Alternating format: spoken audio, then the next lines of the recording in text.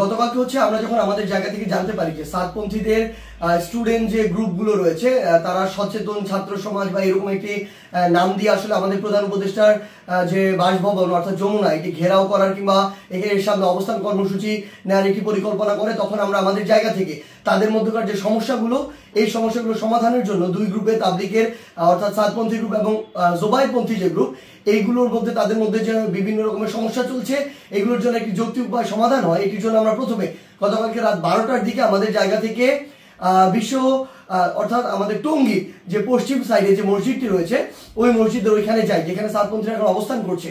সেই জায়গাটিতে আসলে আমরা গিয়ে তাদের সাথে রাত 12টা থেকে প্রায় 2টা পর্যন্ত কথা বলি এবং তাদের জায়গা থেকে তারা যে চিন্তাটি করেছিল সকাল 10টায় এখানে তারা অবস্থান কর্মসূচি ঘোষণা করবে এরকম একটি কথা ছিল এবং তারা বলেছিল এটি কেন, কারণ তারা মাওলানা সাদ সাহেবের ভিসা চায় এবং তারা তাদের জায়গা থেকে 5 দিনে জোর করার 20 থেকে 25 তারিখ পর্যন্ত জোর করার একটি দাবি জানায়।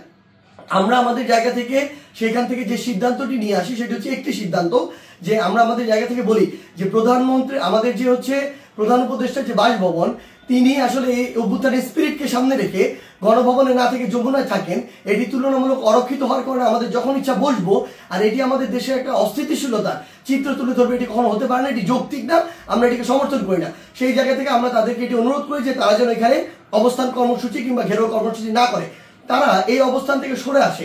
তারা তাদের জায়গা থেকে স্পষ্টভাবে দুইটি দাবি জানায়। এক নম্বর যে দাবিটি সেটি হচ্ছে যে তারা মাওলানা সাদ সাহেবের ভিসা নিশ্চিত চায়, দ্বিতীয়ত তারা 20 তারিখ থেকে 25 তারিখ 5 দিনের জোর করতে চায়।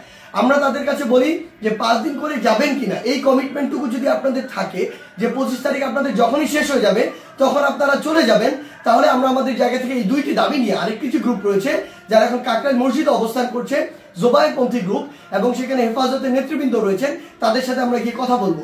তারা যখন এই কথাটি দেয় যে তারা এই কমিটমেন্টটি করছে 25 তারিখে তারা ছেড়ে দিবে, আমরা সেখান থেকে রাত 2টার দিকে কাকরাইল মসজিদে আসি।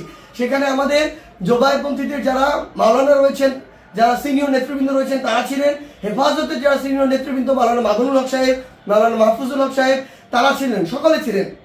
আমরা যখন তাদের সাথে আলোচনা করছি রাত 2টা থেকে 3টা যখন ক্রস করে যাচ্ছে তখন এই আলোচনা চলাকালীন সময় আমাদের কাছে ফোন আসে যে সাতপন্থীদের যে গ্রুপটি রয়েছে সেখান থেকে তারা তাদের জায়গা থেকে ওই যে আরেকটি যে মাঠ রয়েছে যে মাঠটি হচ্ছে ইস্তেমার যে মাঠ, যে মাঠটি সেদিকে যাওয়ার জন্য তাদের 10, 15, 20 হাজার মানুষ আসলে ওইরকম একটি তাদের পরিকল্পনা কিংবা মুভ দেখা যাচ্ছে। আমরা সাথে সাথে সাতপন্থীদের যে মাওলানা আব্দুল্লাহ সহ আরো 2 জনকে ফোন দিয়ে বলি যে আপনাদের সাথে এটি কথা হয়েছে যে আপনারা 10টা এখানে বসবেন না এবং আপনাদের 2টা দাবি নিয়ে আমরা আমাদের জায়গা থেকে এখনই আরেকটা গ্রুপের সাথে কথা বলবো, কালকের মধ্যে অর্থাৎ আজকেই আপনাদের 2 গ্রুপের বসার ব্যবস্থা করব, মাওলানা সাদ সাহেবের ভিসা বা এই সংক্রান্ত আলোচনা সেখানে হবে। এই যে আমাদের 5 দিন যে আপনারা থাকতে চাচ্ছেন এই কমিটমেন্ট যদি আপনারা দেন সেটি নিয়েও সেখানে আলোচনা হবে। যখন আমরা জানতে পারি তাদের দিকে মুভ করছে আমরা তাদেরকে স্পষ্ট করে বলি আপনারা যদি সেদিকে মুভ করেন আমাদের আলোচনা চলাকালীন তাহলে আপনারা আমাদের আলোচনাকে অসম্মানিত করছেন এবং আমাদের প্রতি যে শ্রদ্ধাটুকু রাখা উচিত আপনাদের সেটুকু আপনারা রাখছেন না। সেটি যদি করেন তাহলে আপনাদের পক্ষে আমাদের অবস্থান থাকবে না, একদম ক্লিয়ার বলে দিই। এবং আমাদের জায়গা থেকে এরকম কোনো মেসেজই ছিল না যে আপনারা ওইখানে চলে যান 5 দিনের জন্য অবস্থান নেন। এটা কোনোদিন আমরা একটা প্রতিনিধি দল কখনো বলতে পারি না। এটা পুরো একটি সরকারের বিষয়, মন্ত্রণালয় বা উপদেষ্টাদের বিষয় এবং প্রশাসনের সামগ্রিক একটি ডিসিশন। ইভেন গাজীপুর মেট্রোপলিটন পুলিশের ডিসিশন দেওয়ার কেউ না। সেই জায়গা থেকে তারা এইসব কোনো কিছু তোয়াক্কা না করে যেটা হলো যে সেখানে এই দখলের বিষয়টিতে সেদিকে চলে যাওয়া হলো এবং ফাইনালি এখানে একটি সংঘর্ষ ঘটলো, যেই সংঘর্ষে 3 থেকে 4টি প্রাণ আমরা হারিয়েছি। আসলে সবচেয়ে গুরুত্বপূর্ণ কথা গতকালকে আমরা তাদেরকে বলেছি যে তাবলিগের আসলে আপনারা যেই কাজগুলো করছেন এগুলো তাবলিগের স্পিরিটের সাথেও যায় না, এগুলো ইসলামের মুসলিমের স্পিরিটের সাথেও যায় না, কোনো কিছুর সাথে যায় না। এখানে আপনাদের ব্যক্তিগত গোষ্ঠীগত কোনো জিনিসের মানে বহিঃপ্রকাশ আপনারা এখানে ঘটাচ্ছেন, ক্ষোভের হোক দ্বন্দ্বের হোক এই বহিঃপ্রকাশগুলো ঘটাচ্ছেন। এবং সবচেয়ে গুরুত্বপূর্ণ বিষয় হচ্ছে যে এই জিনিসটি হয়েছে এখানে এটা সম্পূর্ণ অনাকাঙ্ক্ষিত এবং আমাদের মতের বাইরে গিয়ে এই বিষয়টি আসলে গতকালকে সেখানে হয়েছে এবং আমাদের আলোচনাকে শ্রদ্ধা বা সম্মানটুকু জানানো হয়নি এবং আরেক পক্ষের সাথে আলোচনা চলাকালীন সেখানে এরকম আক্রমণ এবং রক্তাক্তর ঘটনা ঘটেছে।